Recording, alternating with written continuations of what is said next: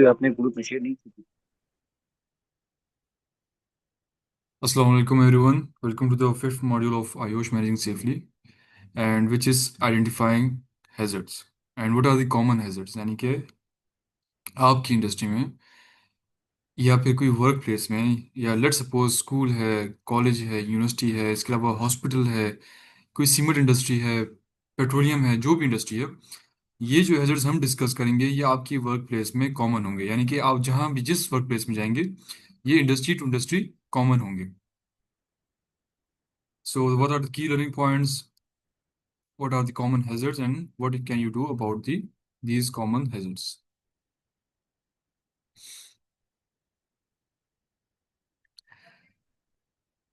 कौन कौन से कॉमन हैजर्ड्स हमारे पास एंड उनके what can you do about these common hazard, यानी कि इनके लिए आप क्या कर सकते हैं ऐसा, कैसे आप इनको कंट्रोल करेंगे, कैसे सबसे पहले होता है आपने आइडेंटिफाई कैसे करना है इनको। तो इनको हम वन बाय वन देख लेते हैं। ये आपके पास एक लिस्ट है एंड इन सबको हम एक एक करके देखते हैं, समझते हैं। Aggression and violence. पहले एग्रेशन को समझते हैं। आपके साथ एग्रेशन एंड वायलेंस हुई आपके साथ किसी भी वर्क प्लेस में या फिर आपके काम के दौरान आपके ऑक्यूपेशन से कुछ ऐसे ऑक्यूपेशन जिनको बहुत ज़्यादा उनके साथ वायलेंस की जाती है। लेट्स सपोज जो हम ऑलरेडी आउशा में डिस्कस कर चुके हैं, जैसे कि लोन वर्कर्स जो अकेले काम करते हैं, बस ड्राइवर्स हो गए, ठीक है, टैक्सी ड्राइवर्स हो गए, ये लोन वर्कर्स होते हैं जो अकेले काम करते हैं। इसके अलावा जो यूनिफॉर्म सेम यूनिफॉर्म पहनते हैं, लेट्स सपोज एक पुलिस वाला मिस्टेक करता है तो हम कहते हैं पूरा का पूरा डिपार्टमेंट करप्ट है। ये हम नॉर्मली ये चीज़ें देखते रहते हैं। इसके साथ साथ जो पैसों के साथ काम जिनका वो होता है, जैसे कि कैशियर्स हो गए, अकाउंटेंट्स हो गए, ये वो ऑक्यूपेशंस हैं जो कि सबसे ज़्यादा क्या होते हैं, वॉयलेंस एंड एग्रेशन का शिकार होते हैं। वॉयलेंस क्या होती है, किसी भी कोई भी पर्सन अगर आपको गाली देता है, मारने की कोशिश करता है, धमकी देता है, थ्रेटन करता है, ये सब चीज़ें आपकी आ जाती हैं वॉयलेंस में। हमने ये भी डिस्कस कर लिया कि कौन कौन से ऑक्यूपेशंस इसका सबसे ज़्यादा शिकार हैं। अब इसे आप कंट्रोल कैसे करेंगे? तो लेट सपोज हमारे पास डिफरेंट सिनेरियोज हैं। हम अगर बात करते हैं बैंक की, बैंक में बहुत ज़्यादा क्यूज लगी होती हैं। मैं अक्सर ये मिसाल देता हूँ कि हमारी जब यूनिवर्सिटी टाइम था तो हमारी यूनिवर्सिटी में जो है ना एन सख्त जुलाई की गर्मी में जो है ना रजिस्ट्रेशन ओपन होती थी। लास्ट डेट वो दे थे कि 1 वीक के अंदर आपने जमा करनी है एंड एक ही बैंक में जमा करनी है। जब वो एक बैंक की बात आई थी तो एट अ टाइम 300 400 बंदों की लाइन लग जाती थी एंड एक फॉर्म होता था वो सबमिट करना होता था। तो हमारे लिए क्या मसला होता था कि हम जब पहुंचते थे अक्सर फॉर्म में कोई मिस्टेक होती थी तो वो हमें कहते ये फॉर्म वापस चेंज करके आओ। तो अब आप मुझे बताएं कि इस टाइम हमारा क्या रिस्पॉन्स होगा। जाहिर बात है, being a normal human being हम क्या करेंगे, हम उस पर्सन को बुरा भला कहेंगे, उसको धमकाएंगे, डराएंगे कि भाई तुम मेरा काम करो, कि भाई मैं पूरा दिन में इंतजार करता रहा हूँ 300 400, आप लोगों ने पहले क्यों नहीं बताया हमें ये बात। इस तरह से वॉयलेंस स्टार्ट होती है। अब आपने इसको कंट्रोल किस तरह करना है? कंट्रोल इस तरह कर सकते हैं कि आप ऐसी कंडीशंस या ऐसी सिचुएशंस को अंडरस्टैंड करें। सही है, ऐसी सिचुएशंस को आप अंडरस्टैंड करें, उसके बाद आप क्या करें, क्यूज को कम से कम रखें। वन एक बैंक आपने रखा हुआ है उसको जो है ना उसके लिए फीस सबमिशन के लिए, तो आप जो है उसको तमाम ब्रांचेस ओपन कर लें जिस तरह से नॉर्मली होता है, आप ऑनलाइन कर लें। आप जो है ना प्री एंड पोस्ट कॉल रखें, आप जो है यानी कि आपकी जो है आप उनको कहें कि भाई ये बैच जो है इस टाइम आएगा। यानी कि ये कुछ आइडियाज़ हैं जिससे ना आप इनको ऐसे मसाइल को आप कर सकते हैं, कंट्रोल कर सकते हैं। इसके अलावा कोई अगर ऐसा पर्सन है जो कि ड्रग के इन्फ्लुएंस में है या फिर थोड़ा सा उसको साइकोलॉजिकल इश्यूज हैं, ठीक है, ऐसे पर्सन को डील करना भी आपके लिए बहुत मुश्किल हो सकता है क्योंकि ये लोग भी वॉयलेंस क्या करते हैं, वॉयलेंस करते होते हैं दूसरों के साथ। तो उस टाइम के लिए उसके लिए आप क्या होना चाहिए, कैमरास होने चाहिए, आपकी सिक्योरिटी होनी चाहिए, जीरो टॉलरेंस पॉलिसी होनी चाहिए कि ऐसा कोई पर्सन अगर खिलाफ वर्जी करता है तो आप उसके अगेंस्ट उसे फौरन एक्शन ले सकें, उसे रिपोर्ट कर सकें। इंडस्ट्रियल लेवल पे भी सैचरडे करके अगर कोई पर्सन जो है इस तरह की कोई मंडे हरकत को आ करता है तो गए। आप उसको रिपोर्ट करें। एंड इसके अलावा अगर जो है ना बाहर बैंक या कुछ हैं तो वो भी रिपोर्ट हो एंड उस पर पुलिस के स्ट्रिक्ट एक्शन हो ताकि दोबारा से कोई ऐसी मिस्टेक ना करें। फिर अगर आपका जो है ना कैशियर हो, कैशियर हैं, पैसों के साथ बहुत लेन देन है, चोरी चकारी, थेफ्ट, ये सब चीज़ें भी हो सकती हैं, पॉसिबल है। तो उस केस में आपने जो है कस्टमर एंड जो आपका कैशियर है उसके बीच में कोई ना कोई क्या होना चाहिए, कोई स्क्रीन होनी चाहिए, कुछ वॉल होनी चाहिए, डिस्टेंस होना चाहिए बीच में, ताकि वो पैसे या चुरा ना सके या फिर वो उसके लिए पॉसिबल ना हो। इसी तरह जो बैंक में आप देखते हैं आपके जो लॉकर्स होते हैं वो भी क्या होते हैं, अंदर की तरफ बिल्कुल एक सिक्योर लॉक के अंदर पड़े होते हैं ताकि उसको कोई इजीली लॉक ब्रेक ना कर सके। सही है।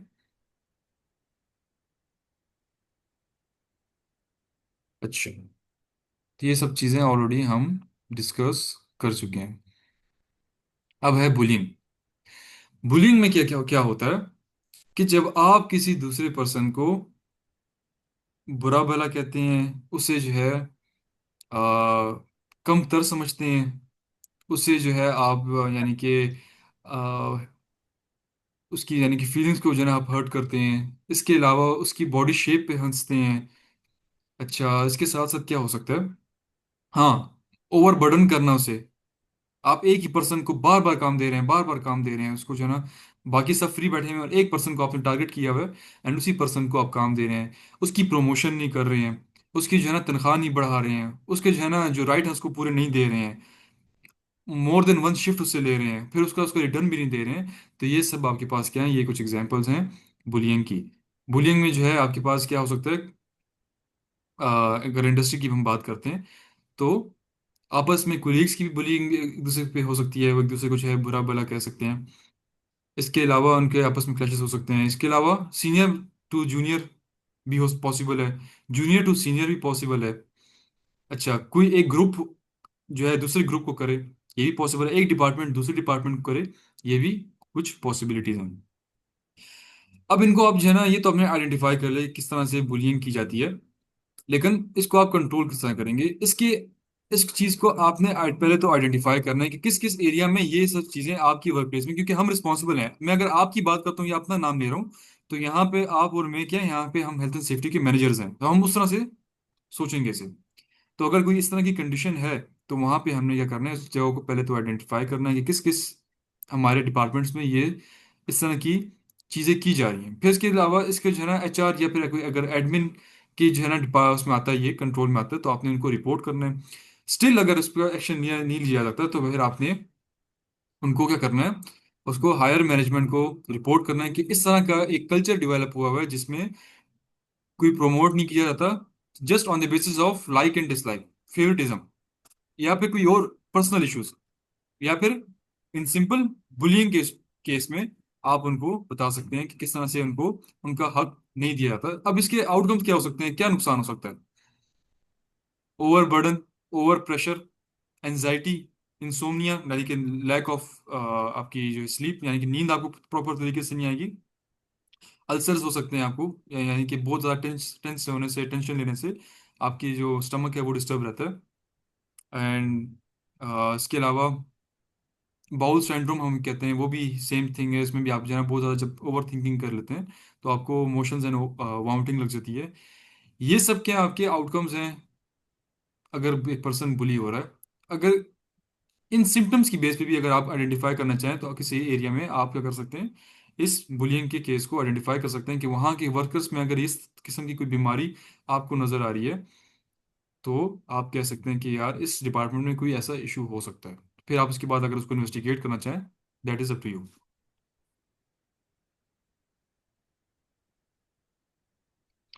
Chemicals and harmful substances, even अगर घर की बात करते हैं तो इवन आपके घरों में भी केमिकल्स अवेलेबल होते हैं, लेकिन इंडस्ट्री लेवल पे जाहिर सी बात है ज़्यादा टॉक्सिक होंगे, ज़्यादा जो है ना स्ट्रॉन्ग केमिकल्स का इस्तेमाल किया जाता है। लेकिन केमिकल्स में मैं एक और चीज़ ऐड करूंगा स्टार्ट में, वो होगी एबेस्टॉस। आपने इसका नाम सुना होगा।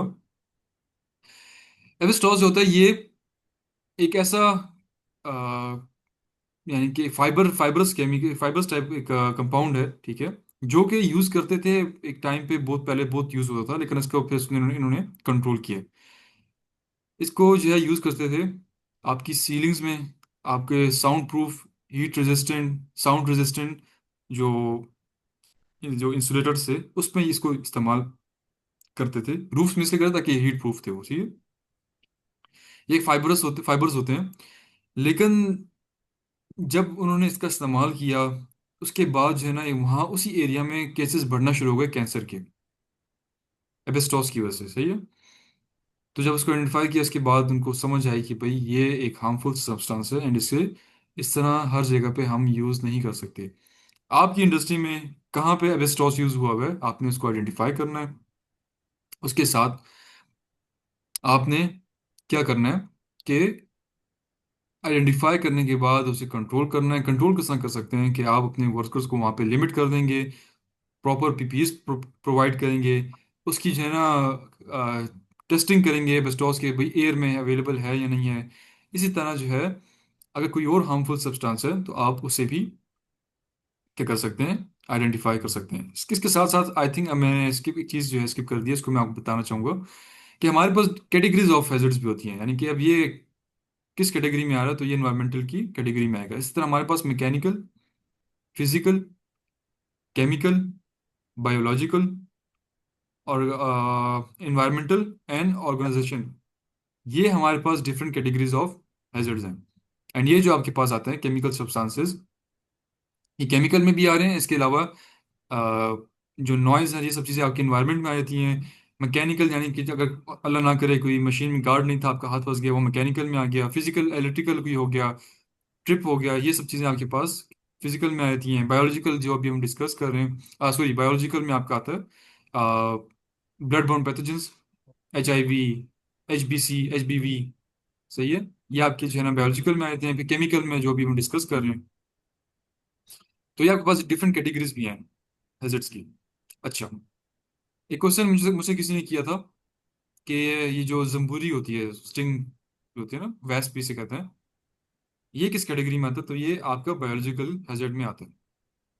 अच्छा, अब घरों की अगर बात करें तो आप अपने घरों में देख लें, phenyl, sweep, shampoos, surf, detergents, Harpic, ये सब केमिकल्स आपके घरों में अवेलेबल हैं। Vim max and dishwashers ये भी आपके घरों में अवेलेबल होते हैं। इसके साथ साथ आपके जो सामने नजर आ रहा है पेस्ट किलर्स, हाईली टॉक्सिक है।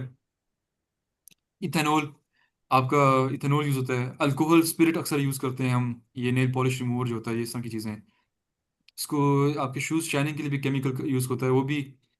इन सब चीज़ों को आपने क्या करना है, अपने घरों में, इंडस्ट्रीज में, वर्क प्लेस में आइडेंटिफाई करना है।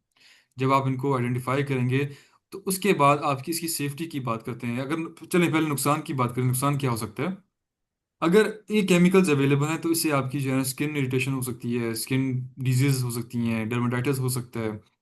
अच्छा, कुछ केमिकल्स ऐसे हैं जो कि हीट प्रोड्यूस करते हैं, that can be flammable, fire produce कर सकते हैं। एक्सप्लोसिव होते हैं कुछ केमिकल्स, यानी कि वो धमाका कर सकते हैं कभी भी। Explosive chemicals and fire chemicals होते हैं जो हीट प्रोड्यूस करते हैं, वो एंड इलेक्ट्रिकल इक्विपमेंट को कभी भी आपने सेम एक जगह पे नहीं रखना होता। दूसरा, अगर घरों में भी आपने जो है कोई केमिकल्स का इस्तेमाल है, तो उनको जो है हमेशा ऊपर की जगहों में रखें ताकि वहाँ पे बच्चों की रसाई आसानी से ना हो। एंड जिस बॉटल्स में वो आती हैं, जारी बात है वो बॉटल्स उनकी थोड़ी डिफरेंट टाइप की होती हैं, एंड उसमें वार्निंग साइंस ये सब चीज़ें लिखी हुई होती हैं। तो उनको कभी जो है ना आम पानी की बोतलों में, एंड वाटर जो बॉटल्स हम इस्तेमाल करते हैं पीने के लिए, उनमें कभी आपने नहीं रखना, क्योंकि बहुत से इस तरह केसेस हुए हैं। अक्सर ड्यू की बोतल में लोग तेजाब रख देते हैं, तो लोग उसे गलती से चख लेते हैं, पी लेते हैं, एंड अपने आप को बुरी तरह से डैमेज कर देते हैं। अच्छा, फिर इसके अलावा अगर हम बात करते हैं इफेक्ट में, उसका जारी बात है जो उसको पर्सन यूज कर रहा है घरों में भी, जो उसको यानी डेली यूज करता है वो भी इफेक्ट हो सकता है। इसके अलावा जो पर्सन इसे जो यूज नहीं भी कर रहा लेकिन वहां पर जाता है, गुजर उसका होता है, एंड वो भी अपने आप को इसे डैमेज कर सकता है। वालेकुम सलाम। अच्छा, फिर हम बात करते हैं पेस्ट किलर्स की। पेस्ट किलर से आपको जो है बुरी तरह से इरिटेशन हो सकती है, आपको नाउजिया भी हो सकता है, यानी कि वॉमिटिंग फील होगी आपको, दिल खराब होना, एंड स्किन इरिटेशन होती है, आई इरिटेशन होती है। एंड आपने अपने घरों में उन लोगों को या फिर इंडस्ट्री में उन लोगों को भी आइडेंटिफाई करना है जो कि एस्थमेटिक हैं, या फिर उनको ब्रोंकाइटिस है। ऐसे लोगों को भी आपने क्या करना है, आइडेंटिफाई करना है, क्योंकि इस तरह की जो केमिकल्स होते हैं वो बुरी तरह से उनको अफेक्ट कर सकते हैं। आपने जब कभी इनको यूज़ करना है तो उनको अवेयरनेस होनी चाहिए कि हाँ भाई इस जगह में हमने इसको यूज़ किया, तो वहाँ पे उनको जाना ना हो।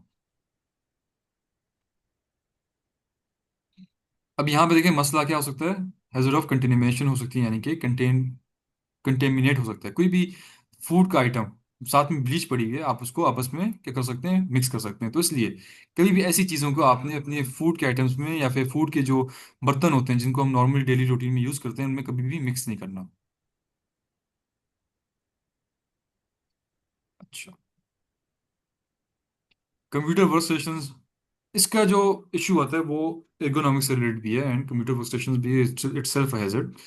इससे क्या क्या हैजर्ड्स हो सकते हैं अगर आपकी वर्क स्टेशन में या कंप्यूटर वर्क स्टेशन जो है आपकी इंडस्ट्री में जो वर्कर्स यूज़ कर रहे हैं वो बहुत टाइम से कॉन्स्टेंटली अगर इनको यूज़ कर रहे हैं, बहुत देर तक यूज़ कर रहे हैं, and in in proper position and not taking any breaks, यानी कि ब्रेक्स भी नहीं ले रहे, उनकी पोजीशन भी ठीक नहीं है यूज़ करते हुए, तो उनको क्या हो सकता है, अपर लिम्ब डिसऑर्डर्स हो सकते हैं। यानी कि उनके लिम्स हम कहते हैं अपने बाजुओं को, एंड जो हमारी फुल जो मुकम्मल जो टांग होती है ना इसको हम जो है ना लिम्स कहते हैं। अब अपर लिम्ब डिसऑर्डर यानी कि आपके हाथों में आपको पेन हो सकता है, टिंगलिंग हो सकती है, इसके अलावा जो है ना आपको जैसा होती है ना वो अक्सर वो खून बंद सा हो जाता है हाथों में, वो हम पश्तो में कहते हैं मैगी मैगी की, या जिसे हम कहते हैं खून रुक जाता है ना, तो आपको सा अजीब सा फील होता है हाथों में, वो फीलिंग आपको आती है।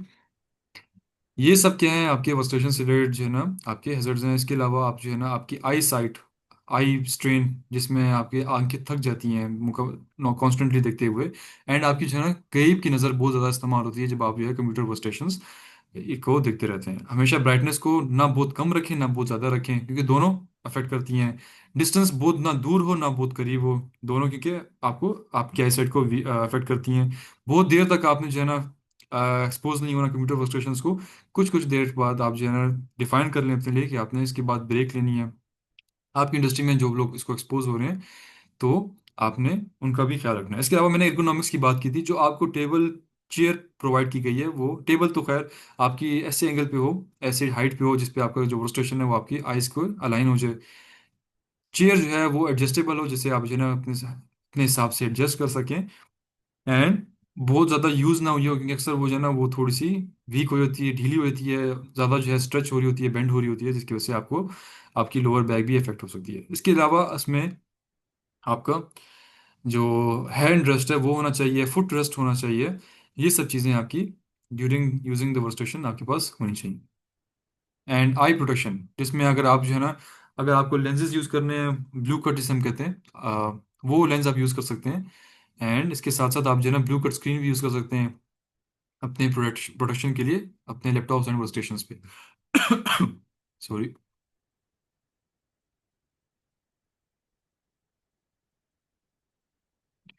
Electricity, the flow of electrons. Electricity मैंने आपको आई थिंक पहले हम डिस्कस कर भी चुके हैं लेकिन दोबारा से हम समझ लेते हैं कि ऐसे तमाम इक्विपमेंट्स को आपने आइडेंटिफाई करना है जो जिनमें हाई वोल्टेज या फिर जिनमें इलेक्ट्रिसिटी पास हो रही है, एंड उससे आपका कोई पर्सन कोई वर्कर अफेक्ट हो सकता है। जैसे कि वर्क एट हाइट में आपको खतरा होता है ऊपर जो ओवरहेड पावर लाइंस का, ड्यूरिंग द एक्सकेवेशन यानी कि जब आप खुदाई करते हैं तब खतरा होता है।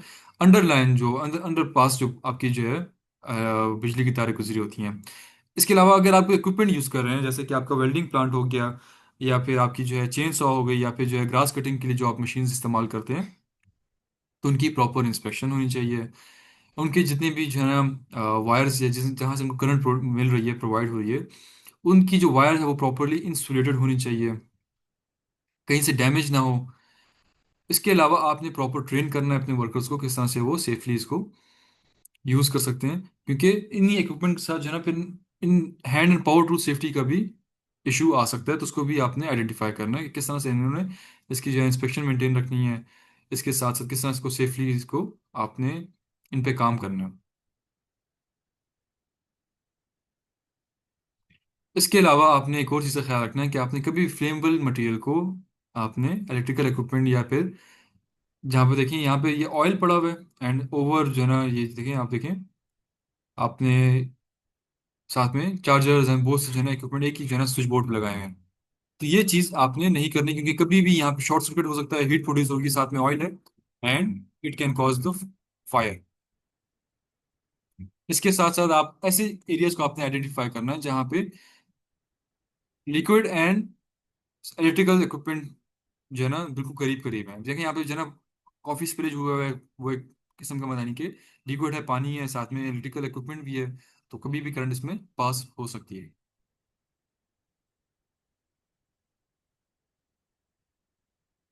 फायर, फायर का हमने समझा था triangle.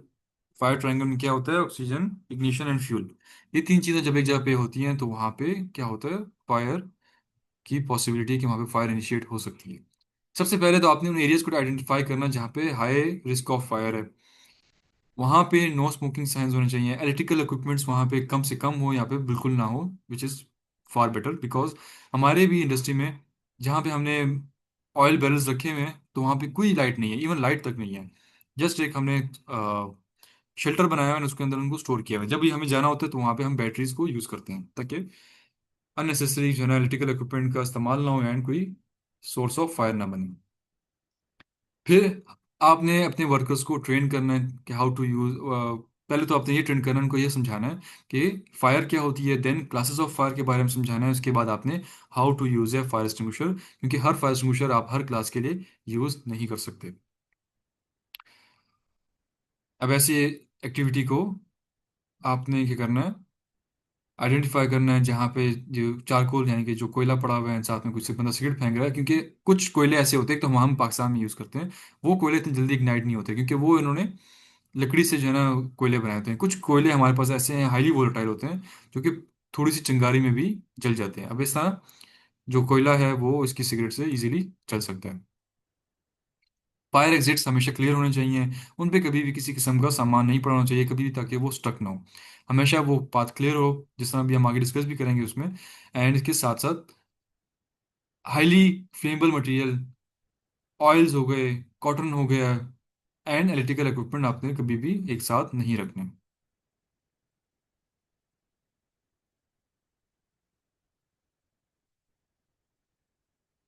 Getting in and out यानी कि entry and exit. Entry and exit की सेफ्टी का भी आपने हमेशा ख्याल रखना है कि इसमें गाड़ियां या व्हीकल्स या पेडेस्ट्रियंस कहाँ से इंटर होंगे एंड कहाँ से एग्जिट होंगे, दोनों रूट्स हमेशा अलग अलग से डिफाइन होने चाहिए। एंड अगर same entry and same exit है तो वो उस जगह हाईली रिस्की है, क्योंकि वहाँ पे आपस में कोलिजन हो सकती है। उस ऐसे एरियाज के लिए आपने वहाँ पे हाई विजिबल एरिया रखने हैं ताकि आने जाने वाले दोनों पर्सन को वो जगह नजर आ रही हो। इसके अलावा जो आप कन्वेक्स मिरर होता है उसका भी इस्तेमाल करें। कोई पर्सन हो जो उनको वो करे, आइडेंटिफाई करे या फिर इनको इशारा दे, वार्न करे। सिग्नलिंग होनी चाहिए।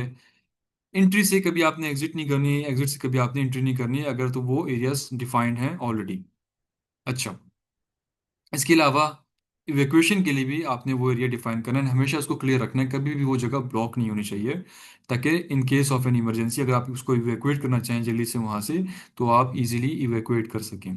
एग्जिट डोर्स कभी भी, जो फायर एग्जिट डोर्स होते हैं, इमरजेंसी एग्जिट डोर्स, वो हमेशा फायर एग्जिट या इमरजेंसी सिचुएशंस में यूज करना चाहिए, ताकि एंड हमेशा क्लियर हो, ताकि इन केस ऑफ इमरजेंसी वो आपके लिए अवेलेबल हो, लॉक ना हो, क्लियर हो, कोई इसमें जो है आपके हर्डल ना हो, ताकि जो भी पर्सन उसमें इजीली इवैक्यूएट करना चाहे वो आराम से इवैक्यूएट कर सके।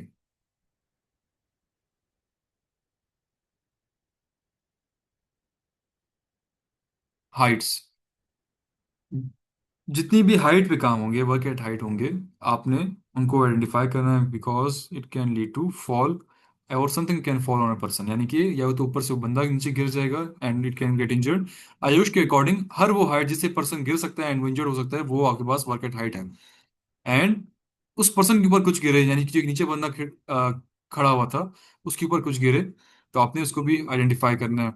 जो इक्विपमेंट्स आप इस्तेमाल करें उसके लिए, जैसे कि लेडर्स, तो उसकी सेफ्टी का आपने ख्याल रखना है, उसकी प्रॉपर यानी कि वो एज पर रिक्वायरमेंट हो, उसकी फिजिकल अपीयरेंस ठीक हो, रबर पैड्स, ऊपर से उसकी हाइट, ये सब चीज़ें, एंड उसकी जो फिजिकल कंडीशन है वो ओके होनी चाहिए, इंस्पेक्शन होनी चाहिए उनकी प्रॉपरली। एंड इसके अलावा लोड चार्ज, यानी कि इसको कितना लोड कैपेसिटी है, मैक्सिमम लोड उसके आपने हमेशा से कम रखना है, सेफ हमेशा सेफ वर्किंग लोड में आपने काम करना है। इसके साथ साथ आपने मजीद कोई अगर प्रोटोकॉल कोई है उनको जो है आप दे सकते हैं, आप इंस्ट्रक्शंस प्रोवाइड करें। इसके अलावा गार्ड ड्रिल सिस्टम हो गया, हार्नेस हो गई, safety harness with double lanyard, वो आप अगर हमको प्रोवाइड कर सकते हैं, that is better than having no guard drill system और safety harness.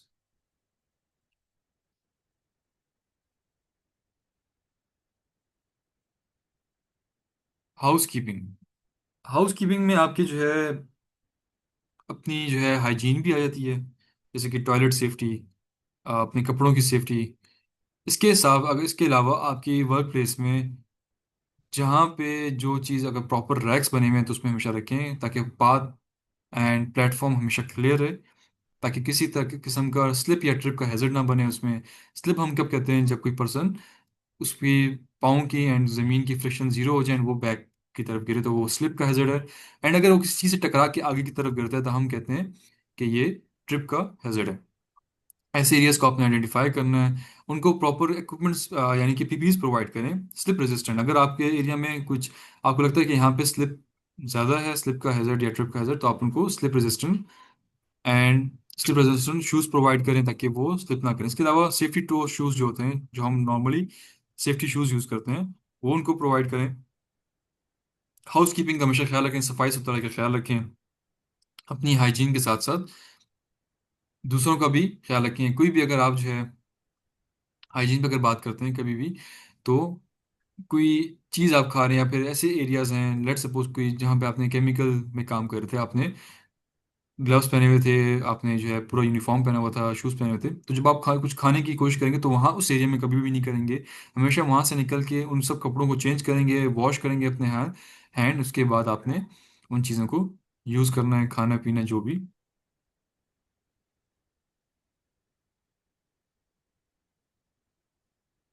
Lightning, poor lightning can be hazardous, and ज़्यादा लाइटनिंग भी क्या है आपके लिए रिस्की है। किस तरह, लेट सपोज अगर एक आपके वर्क प्लेस में लाइटनिंग जो है प्रॉपर नहीं है, सही है, एंड उससे क्या होगा कि आपको जो ब्रेन है अव्वल तो वो जो है चीज़ें एज्यूम करना शुरू कर देता है चीज़ों को।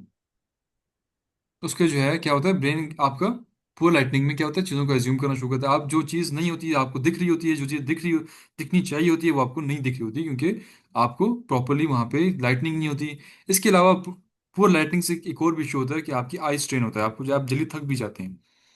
अच्छा, अगर आप जो है प्रॉपर लाइटनिंग प्रोवाइड करते हैं अपने वर्कर्स को, तो उससे क्या होगा कि उनकी इफेक्टिवनेस बढ़ेगी, यानी कि वो इजीली काम कर सकेंगे। एंड हमेशा कोशिश ये होती है आयुष के अकॉर्डिंग कि नेचुरल लाइट जो है वो ज़्यादा प्रेफरेबल है ओवर जो हम बल्ब्स यूज़ करते हैं, लाइट बल्ब्स। नेचुरल लाइट क्या होती है, जो आपकी सन की तरफ से होती है, वो लाइटनिंग जो है आपकी हमेशा ज़्यादा प्रेफर की जाती है instead of torches, bulbs and tubelights.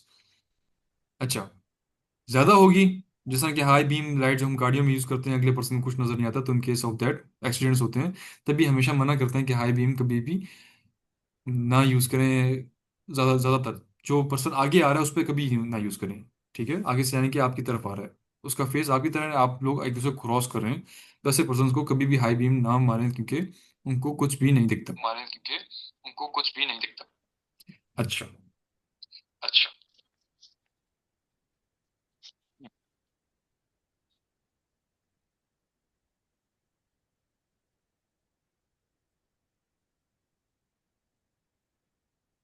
Manual handling, any pushing pulling lifting of weight is known as manual handling by using man force. यानी कि अगर एक इंसान इन्वॉल्व है कोई भी वजन उठाने में, रखने में, उसको लिफ्ट करने में, खींचने में, धक्का देने में, तो वो आपकी किस में कंसिडर होती है, वो आपकी मैनुअल हैंडलिंग में कंसिडर होती है। अब मैनुअल हैंडलिंग में डिपेंड चीज़ें बहुत सारी डिपेंड करती हैं, जैसे कि कितना वेट उठा रहा है, कितनी बार उठा रहा है, उठाने के बाद उस टाइम उसका पोस्चर क्या है, उठाते वक्त क्या वो बहुत ज़्यादा टिल्ट तो नहीं हो रहा, यानी कि बहुत ज़्यादा मूवमेंट तो उसकी नहीं हो रही, एंड उठाने के बाद कितना डिस्टेंस वो ट्रेवल कर रहा है, कितने मास का वेट उठा रहा है, ये सब चीज़ें आपकी बहुत ज़्यादा मैटर करती हैं। तो पहले तो कोशिश ये होनी चाहिए कि आप इसको पूरा प्रॉपरली एलिमिनेट कर दें। कोई मशीन या कन्वेयर बेल्ट के थ्रू अगर आप जो है चीज़ों को शिफ्ट कर सकते हैं, लिफ्ट में वेट लिफ्ट कर सकते हैं, देन दैट्स प्रेफरेबल। लेकिन अगर पॉसिबिलिटी नहीं है, then what you have to do, you have to minimise the weight. अगर कोई पर्सन कॉन्टिन्यूस वेट लिफ्ट कर रहा है एंड ड्रॉप उसको रख रहा है, तो वो सबसे ज़्यादा रिस्क में। आपने उसकी प्रॉपर पोस्चर, प्रॉपर पीपीईज, उसको जो है क्या कहते हैं इसके अलावा शॉर्ट ब्रेक आपने उसको देनी है हर काम के बाद, थोड़ी देर बाद उसको शॉर्ट ब्रेक देनी है रेस्ट के लिए। एंड वहां पे आपने क्या रखना है, उसको चेंज करते रहना है ताकि एक पर्सन बहुत ज़्यादा इफेक्ट ना हो। प्रॉपर पोस्चर बहुत ज़्यादा ज़रूरी है। क्यों? अगर आप देखें, यहाँ पे भी पर्सन जो है इसने लोअर बैक से अपने जो है वजन उठा रहा है, तो ये जिस हिसाब साथ में बूढ़ी अम्मा बनी हुई है वही हालत होगी इसके कुछ अरसे में। क्यों? इसका प्रॉपर नॉलेज नहीं है, प्रॉपर इसको ट्रेनिंग प्रोवाइड नहीं की गई। तो यहाँ पे आपने किस क्या कोशिश करनी होती है कि आपने अपने लेग्स मसल को यूज़ करते हुए आपने वेट लिफ्ट करना है। इसके अलावा cotton gloves for grip, that can also be a good PP shoes, क्योंकि लिफ्टिंग की टाइम अक्सर आपसे चीज़ें गिर जाती हैं, तो आपने safety shoes with safety toe आपने इनको प्रोवाइड करना है। बैग के लिए अगर आप उनको जो है सपोर्ट के लिए कुछ प्रोवाइड कर सकते हैं, मोर देन वन पर्सन जो है इन्वॉल्व करें सेम लिफ्टिंग के लिए, ताकि दोनों पे कम वजन आए। इसके अलावा आपने उन लोगों को भी आइडेंटिफाई करना है, क्योंकि हर बंदे की फिजिकल स्ट्रेंथ सेम नहीं होती, कुछ वीक होंगे, कुछ ज़्यादा स्ट्रेंथ में होंगे। नॉइस, नॉइस किसे हम कहते हैं, अनवांटेड साउंड, वो हमारे पास किस में कंसिडर होती है, वो नॉइज में कंसिडर होती है। अब बहुत loud noise for short time is hazardous, and बहुत नॉइज का मतलब यही होता है कि वो अनवांटेड साउंड है। And less noise for long period, यानी कि कम नॉइज को आप जो है ना बहुत देर तक जो है सुन रहे हैं, वो भी क्या आपके लिए हेजिडियस है। ऐसे एरियाज को आपने आइडेंटिफाई करना है। अव्वल तो कोशिश करें कि आप जो है नॉइज रेजिस्टेंट या फिर नॉइज को रिड्यूस करने की जो कंट्रोल्स होते हैं आप उनका इस्तेमाल करें। अगर तो वो आपके लिए पॉसिबल नहीं है, या फिर आप जो है ना कोई सब्स्टिट्यूट ढूंढ नहीं सकते, अगर ऐसी कोई मशीन है जो कि नॉइज क्रिएट करती है, आप उसे लेस नॉइजी जो है ना मशीन नहीं ला सकते, देन आपके पास लास्ट में जब पीपीज की बात आई थी तो फिर हम क्या करते हैं, year muffs and ear plugs provide करते हैं। ईयर प्लग्स पहनना चाहिए, वहां के लिए हमने जो साइनस लगाए होते हैं वहाँ ईयर मफ बना होता है ब्लू कलर में। ब्लू कलर किसको आइडेंटिफाई करता है कि इस चीज को आपने मस्ट पहनना है। हाई नॉइज एरियाज को आपने आइडेंटिफाई करना है, वहाँ पे आपने साइन बोर्ड्स लगाने हैं, वहाँ पे जो वर्कर काम करेगा आपने इंश्योर करना है कि उन्होंने ईयर प्लग्स का या ईयर मफ्स का इस्तेमाल कर रहे हैं। इसके साथ साथ उनका काम जो है रोटेशन में रखना है, एक सेम पर्सन बहुत ज़्यादा नॉइज को एक्सपोज ना हो। इसके जो है नॉइज हम डेसिबल्स में काउंट करते हैं, वैसे तो आयुष ने आइडेंटिफाई या फिर डिफाइन नहीं किया हुआ, लेकिन 85 या आई थिंक 95 से ऊपर ऊपर आपकी जो है जब नॉइज स्टार्ट होती है, फिर आपका हर 5% बढ़ने पे आपकी क्या होता है, 1 घंटा आप कम करते रहते हैं एक्सपोजर टाइम।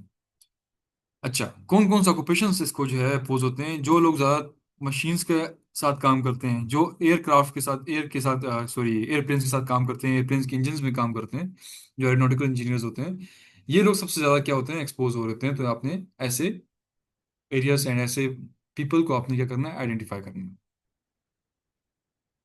अच्छा, इससे नुकसान क्या होता है, आपकी लिसनिंग पावर जो है टाइमली इफेक्ट हो सकती है, कुछ शॉर्ट टाइम के लिए भी इफेक्ट हो सकती है, लेकिन अगर आप कॉन्टिन्यूस उसको एक्सपोज हो रहे हो तो लॉन्ग टर्म में क्या हो सकता है, आपको प्रॉपर यानी कि डेफनेस हो सकती है, पूरा मुकम्मल तौर पे आपकी सुनने की सलाहियत खत्म हो जाएगी। इसलिए आपने इसको क्या करना है, इसको आइडेंटिफाई करना है।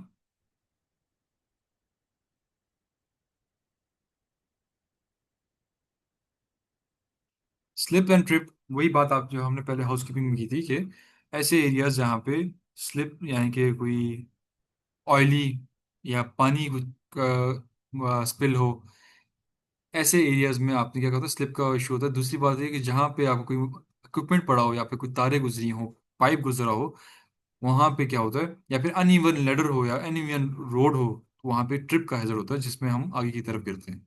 ऐसे एरियाज को आपने आइडेंटिफाई करना है, वहाँ पे उनको मार्क करना है, कोशिश करना है आपने उस एरियाज को ठीक करना है। एंड आपने उनको इंस्ट्रक्शंस प्रोवाइड करनी है कि अगर आपने इस तरह से तार इतने बड़े एरियाज में घुमाई हुई है, तो आपने इसको एक जगह पे रोल करके रखना है। एंड कोशिश करें जगह को बैरिकेड भी कर लें ताकि लोग वहां पे खड़े ना हो। इसके अलावा आप देखें तो काम चमन में हो रहा है, लेकिन ये जो तार है ये किसमें पड़ी हुई है, रोड में पड़ी हुई है। तो आपको अपने वर्कर को इंस्ट्रक्शन दें कि ऐसे तार को उस तरफ ना रखें, क्योंकि कोई भी इसमें फंस सकता है एंड गिर सकता है। अब यहाँ पे देखिए पानी का जो है स्पिलेज भी है जिसमें बंदा स्लिप कर सकता है। इसके अलावा जो एक आपको जो है छोटी बच्ची नजर आ रही है, वो कुछ सीट के साथ खेल रही है एंड उसने वो फेंक दिया, इससे क्या हो सकता है, ये भी जो है ना पूरा हाउसकीपिंग है, हो सकता है कि इस पे भी कोई रोल होके गिर जाए, या मार्बल्स हो सकते हैं लेट्स सपोज।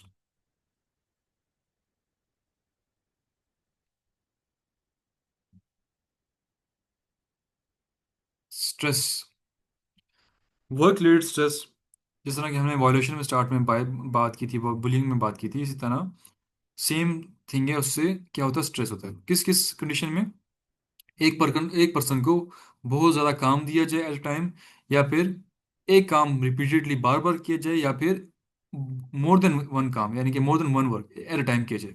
एक टाइम पे 2 से 3 काम आप जब कर रहे हैं, तो उससे आप क्या होता है, आपकी जो ब्रेन की प्रोसेसिंग पावर होती है वो वीक पड़ जाती है। जिस तरह हमारे मोबाइल, हम अगर गेम भी ओपन कर लें, हम साथ में जो है ना वीडियो भी ओपन कर लें, हम साथ में जो है ना वो क्या कहते हैं ऑनलाइन जो चैटिंग करते हैं वो भी ओपन कर लें, तो उससे क्या होता है, हमारा मोबाइल की प्रोसेसिंग पावर अगर वीक हो तो वो क्या हैंग होना शुरू होता है।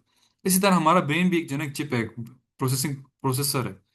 तो जब आप उसको जो है ना एट ए टाइम बहुत सारा काम दें, या फिर एक काम वो बार बार कर रहा हो, तो उससे क्या होता है, आपको स्ट्रेस हार्मोन जिसे हम कॉर्टिसोल कहते हैं वो रिलीज होता है।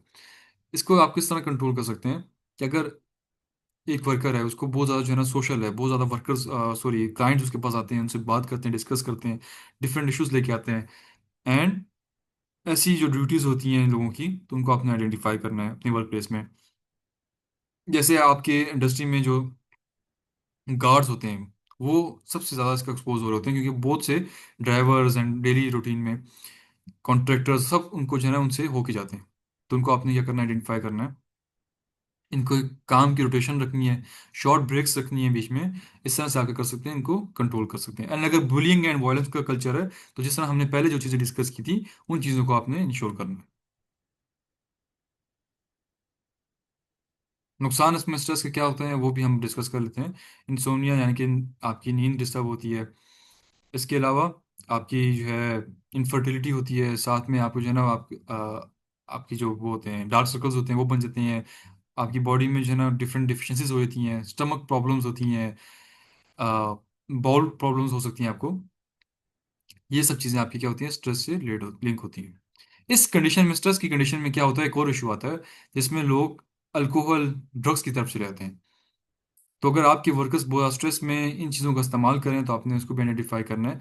एंड आप उसको किस तरह आइडेंटिफाई कर सकेंगे, कि फिर उस पर्सन की क्या होगी, जो कैपेसिटी होगी बर्दाश्त की, वर्किंग कैपेसिटी जो होगी वो ये अफेक्ट हो रही होगी, उसका जो है ना टाइमली आना इंडस्ट्री में वो अफेक्ट हो रहा होगा, उसकी नींद अफेक्ट हो रही होगी, उसका काम के दौरान तवज्जो उसकी अफेक्ट हो रही होगी। इस तरह से आप उनको आइडेंटिफाई कर सकते हैं। टेम्परेचर, अगर हम बात करते हैं आयोश की, तो आयोश हमें कहता है कि आपका टेम्परेचर जो है नॉर्मल वर्क जो टेम्परेचर होना चाहिए वो 16 डिग्री होना चाहिए। एंड जहाँ पे फिजिकल एक्टिविटी हो रही हो, जैसे कि मैनुअल हैंडलिंग हो रही हो, वहाँ पे 13 डिग्रीज का टेम्परेचर होना चाहिए। अगर तो टेम्परेचर ड्रॉप होता है, तो उसमें भी वो भी आपके लिए हेजिडियस है। उसमें भी आपको क्या होता है, सेंसेस आपके काम करना छोड़ देते हैं, वीक हो जाते हैं आपके सेंसेस। बहुत ज़्यादा आपने जो है ना क्लॉथिंग पहनी होती है, गर्म कपड़े पहने होते हैं, तो उसमें भी अगर आपको कुछ चीज़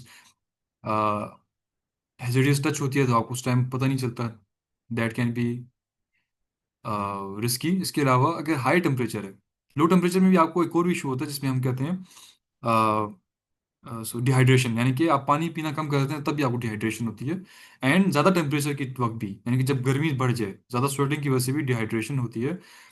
इन ऐसे एरियाज को आपने आइडेंटिफाई करना है। इसके अलावा ऐसे एक्टिविटीज़ को भी आइडेंटिफाई करना है, जैसे कि आपके जो है ना बॉयलर्स हो गए, किलन हो गया, जहाँ पे बहुत ज़्यादा हीट प्रोड्यूस होती है। अगर तो वहाँ पे वर्कर्स उसको एक्सपोज हो रहे हैं, तो आपने उनको प्रॉपर वेंटिलेशन प्रोवाइड करें, एक्सपोजर टाइम कम से कम रखें, काम की रोटेशन रखें, उनको जो है रेस्ट एरियाज प्रोवाइड करें प्रॉपर, उनको जो है पानी की फैसिलिटी प्रोवाइड करें। इस तरह से आप उनको क्या कर सकते हैं, कंट्रोल कर सकते हैं। Vehicles and transport safety. Vehicles में आपकी जो है ना, ट्रांसपोर्ट में आपकी जो है ना, जो हम व्हीकल्स यूज़ करते हैं, लाइट वेट व्हीकल्स, इनकी सेफ्टी भी आ जाती है। अगर उनकी हम लाइट वेट व्हीकल्स की बात करते हैं, तो जब भी आप इंडस्ट्री में आती हैं वो, तो उनका प्रॉपर पार्किंग एरिया डिफाइन हो, जो पर्सन चला रहा हो वो लाइसेंस होल्डर हो।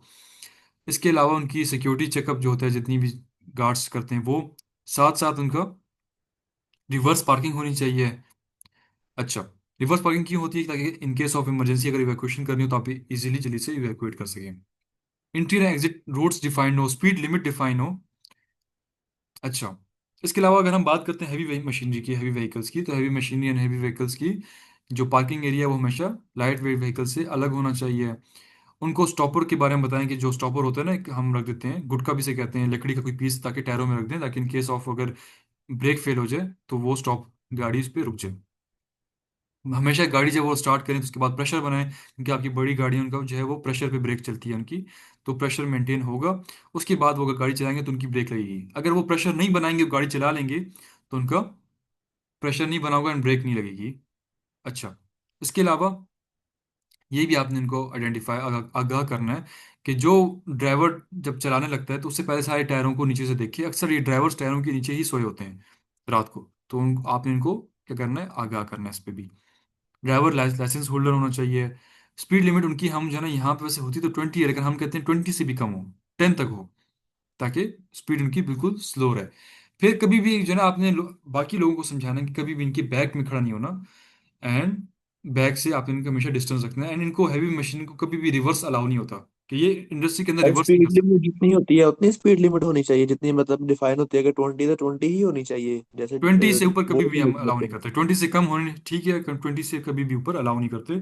जैसे ही वो ऊपर जाते हैं तो उनको फाइन हो जाता सर एक ही चीज आप बता रहे थे कि जो इनके पीछे नहीं खड़ा होना चाहिए, जो है। ट्रक्स जी जी। रिवर्स हो रहे थे, क्योंकि काफी देखा कि हैवी व्हीकल्स को रिवर्स करने की परमिशन नहीं होती इनको। जी जी।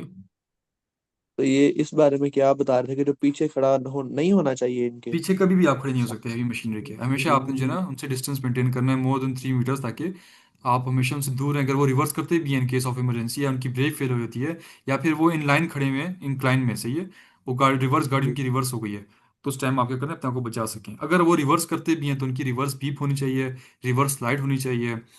एंड अगर रिवर्स उन्होंने करना भी है तो फिर एक बैक्समैन होना चाहिए, जो पर्सन वहाँ पीछे अवेलेबल हो, खड़ा हो, एंड वो सबको इशारा कर रहा हो, उसको बता रहा हो कि हाँ आगे आओ, पीछे आओ, जो भी है। जी ठीक हो गया।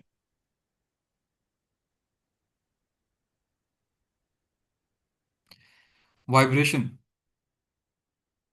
Hand and arm vibration and whole body vibration. अच्छा, वाइब्रेशन क्या होती है? कोई भी ऐसा इक्विपमेंट जब वो कॉन्टिन्यूस जो है मोशन करता है फ्रंट एंड बैक में, ठीक है, उस मोशन की वजह से जो वाइब्रेशन प्रोड्यूस हो रही होती है, उससे आपकी बॉडी काफ़ी इफेक्ट होती है। आपकी बॉडी में टिंगलिंग हो सकती है, नमनेस हो सकती है, अगर आप ज़्यादा एक्सपोज हो रहे हैं। 15 मिनट से ज़्यादा अगर कोई भी मशीन वाइब्रेशन प्रोड्यूस कर रही है और आपका वर्कर उसको एक्सपोज हो रहा है, तो आपने इस जगह को आइडेंटिफाई करना है। अच्छा, ऐसी इक्विपमेंट्स अगर तो आप उसको एलिमिनेट कर सकते हैं मुकम्मल तौर पे, तो एलिमिनेट करें, उस मशीन को हटा ही सकते हैं, या उसकी जगह कुछ और रिप्लेसमेंट ला सकते हैं, सब्स्टिट्यूट कर सकते हैं। तो कम हेजिडियस या कम वाइब्रेशन प्रोड्यूस करने वाली मशीन को इस्तेमाल करें। इसके अलावा आपने, अगर वर्कर आपके इस चीज़ को आपसे शिकायत करते हैं कि भाई हमारे हाथों में टिंगलिंग शुरू हो गई है, इसके साथ साथ हमारे हाथ सफ़ेद पड़ना शुरू हो गए हैं, यानी कि खून की कमी महसूस होना शुरू हुई है उनको, तो वो एक क्या है, एक हेजिडियस कंडीशन है, रिस्की कंडीशन है। आपने जल्दी से इनको क्या करना है, एक्सपोजर टाइम उनका कम कर देना है। दूसरा, इनको जो है ना हॉस्पिटल भिजवाना है फॉर चेकअप, कि कितना ज़्यादा वो इफेक्ट हुए हैं। कुछ दिन उनको रेस्ट देना है। इसके अलावा उन एरियाज को जब आप आइडेंटिफाई करेंगे, फिर आपने उनको एक्सपोजर टाइम को कम से कम रखना है। लेस वाइब्रेशन प्रोड्यूस जो है ना, आप इक्विपमेंट्स का इस्तेमाल करें। इस तरह से आगे कर सकते हैं, इन्हें कंट्रोल कर सकते हैं।